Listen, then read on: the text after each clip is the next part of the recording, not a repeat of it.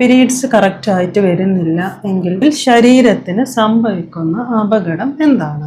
മനസ്സിലാക്കുക, പീരീഡ്സ് എന്ന് പറയുന്നത് നമ്മുടെ ശരീരത്തിലെ ഹോർമോൺസിൻ്റെ ഒരു മന്ത്ലി റിപ്പോർട്ട് കാർഡാണ്. അതായത് ഹോർമോൺസ് എല്ലാം പ്രോപ്പറായിട്ട് വർക്ക് ചെയ്യുന്നുണ്ട് എന്ന് കാണിച്ചു തരുന്ന ഒരു സൈനാണ് പീരീഡ്സ് എന്ന് പറയുന്നത്. അപ്പോൾ പീരീഡ്സ് എന്ന് പറയുമ്പോൾ കൃത്യമായിട്ട് വരേണ്ടതാണ്. അപ്പോൾ ഇങ്ങനെ വരുന്നില്ല, വളരെ ഇറഗുലർ ആണ് എന്നുണ്ടെങ്കിൽ മനസ്സിലാക്കുക, സം ഇംബാലൻസ് ഈസ് ദർ.